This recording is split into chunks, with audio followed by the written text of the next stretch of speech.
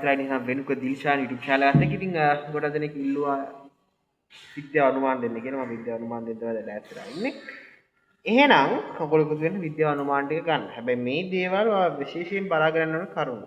කියන්නේ පාර්ට් වලට එන දේවල්. මේ ටික බලාගෙන ගියොත් ගොඩක් ලුගෙම ගන්නකොට ඉතින් විශේෂයෙන් අහනවා කොහොමද විද්‍යාව පාඩම් කරන අන්තිම මොහොතේ කොහොමද කරගන්න ඕන කියන එක මම ඉතින් මේකෙන් කියලා දෙන්න. හරි.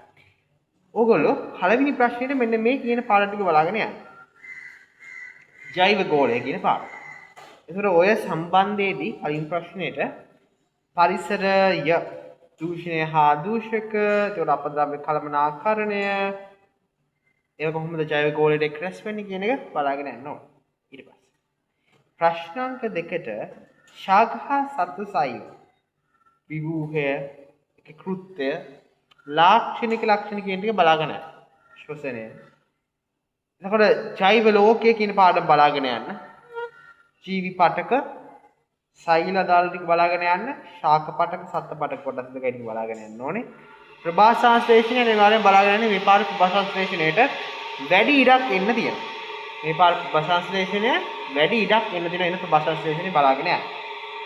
ඊට පස්සේ මානව දේහ ක්‍රියාවලිය බලාගෙන යන්න. කෙමිස්ට්‍රි ආශ්‍රයෙන් තමයි තුන්වෙනි ප්‍රශ්නේ ගොඩක් කරන්න හැදෙන්නේ.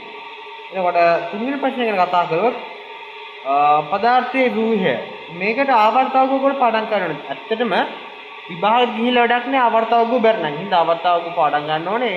ඒක පාඩම් කරලා යන්න. ඊට පස්සේ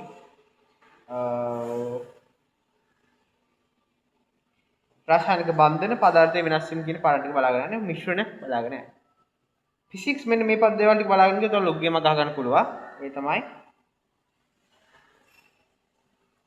චලිතය පිළිබඳව නිව්ටන්ගේ නියමය, ඝර්ෂණය, බලයක භ්‍රමණ ආවරණය, ආචරණය, බලස්ස මෘදුලතාවය, ධාරා විද්‍යුතිය, තරංග හා ඒවායේ යෙදීම්, හැසිරීම, ප්‍රකාශ විද්‍යාව හා තාපය කියන පාඩම් බලාගෙන යන්න. එතකොට මේ පාඩම් ටික විතර ලොකු ගේමක් ගහ ගන්න පුළුවන් මේ පාර ඕ ලෙවල් එකේ.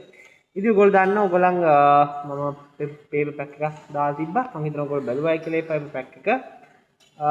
පේපර් පැක් එකේ බැලුවා නම් ඔයගොල්ලන් ගන්න විදිය කට්ටිය මම අහලා තිබ්බා. මම ඔයාලට පේපර් පැක් එක පෙන්නන්නම්. මේ තියෙන්නේ පේපර් පැක් එක.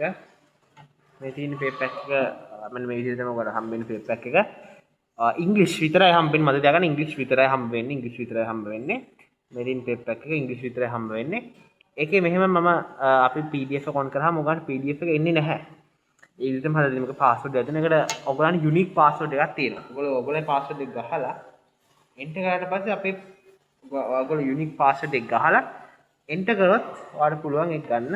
මේ තියෙන අපේ පේපර් පැක් එකේ එක පේපර් එකක්. මම එක පේපර් එකක් ඔන්ලයින් දාලා තියෙනවා.